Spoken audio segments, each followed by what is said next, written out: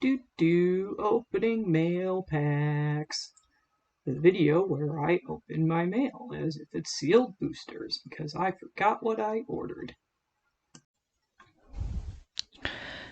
Hey, it's Leah here, and so this weekend I was at my LGS, and sometimes I pick up cards, and I thought I'd include that in our mail packs because I don't always get all my singles through ordering online, and sometimes I just get my singles by buying singles. So here we go. This is what I think is worth buying. Oftentimes I'm picking through the bulk bin, but some of this is non-bulk today.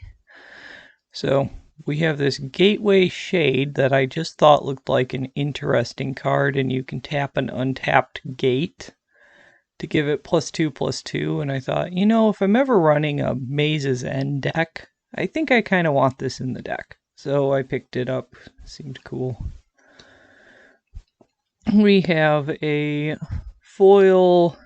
It's one of those Zendikar creatures. It's got a land on the back. So I did whatever I found of those in foil for the these modular cards. That's all I'm buying them for, is just because there's this modular, and that's not going to be something I think is going to get reprinted frequently. We have a fire diamond here because it's foil. That's it. That's the excuse to buy that. And then we've got some weirder stuff. So we have surprise deployment, that you can only play it during combat, and you put a non-white creature card from your hand into play, and at the end of turn it returns to your hand. But there's no cost on what you put into play. So you could put something with an ETB, you could put a really surprise blocker, you could put something really huge way ahead of curve into the game for a minute. It just seemed like an interesting white card, so picked that up. And the other interesting white card we have here is Mirror Strike. Target unblocked creature deals combat damage to its controller instead of to you this turn. So if somebody swings their Voltron commander at you for a lethal amount of commander damage, technically you could use this to kill them. And that thought alone amused me enough to buy the card. The situationally, I'm not sure how often it's going to ever occur that I'm playing white, have this card in my hand, and my opponent is swinging a Voltron commander for lethal.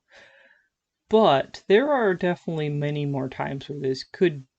That's my ceiling for this card. There are many times when just the functional use of this card would also be valid, just in any other combat.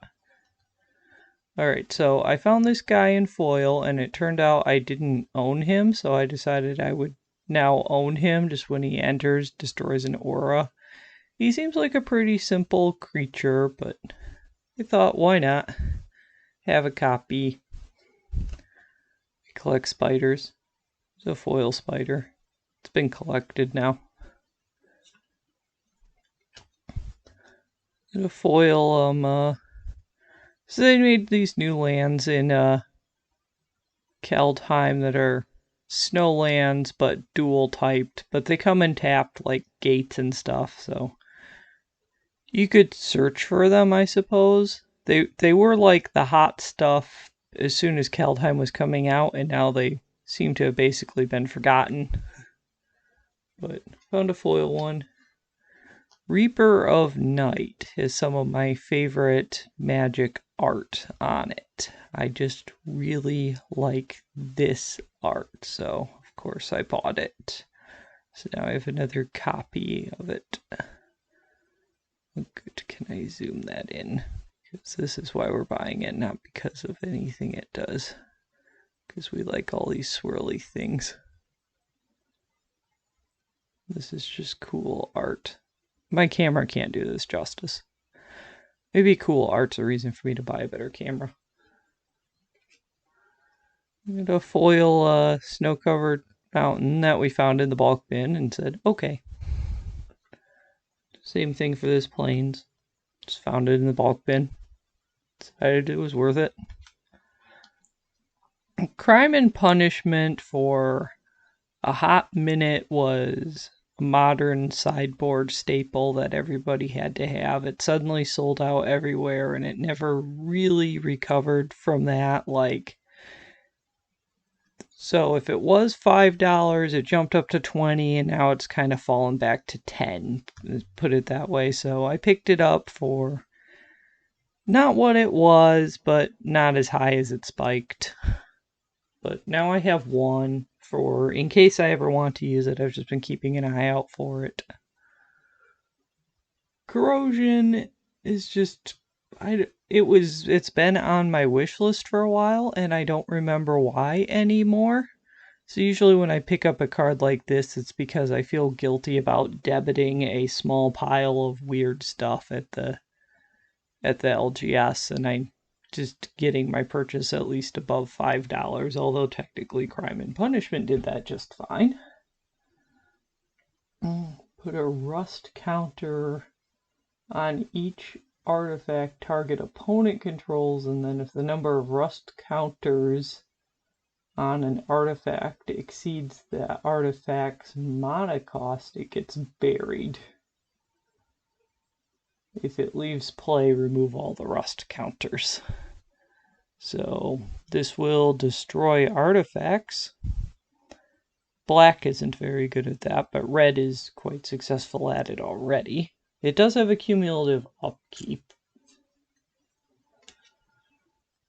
This is just kind of an interesting card from Jumpstart that I never opened, but it doesn't have... It was cheap. It probably could have been in the bulk bin, but that's not where I found it.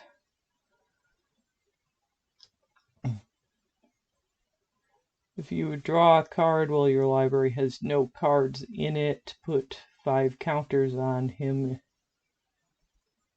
Doesn't say instead. Oh, it does say instead. So,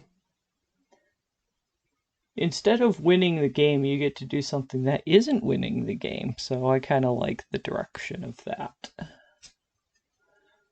And then the last card that we've been looking for this one for a while. I saw a deck tech with this as the commander and thought it was kind of an interesting deck, but didn't have the commander for it. Got the commander for it now. The basic premises of that deck tech was to play cheap enchantments that did something when they entered and then had a sacrifice ability on them, or enchantments with a sacrifice ability on them. Something that would get the enchantment into the graveyard so then you could use Ephemera's ability to make zombies, and then it had a little bit of zombie tribal support in it. That was the rough idea. So it was kind of a zombie enchantment deck led under a commander that was not suspicious at all for that. So that's our LGS special. These are the kinds of things I go looking for. So there you can see them.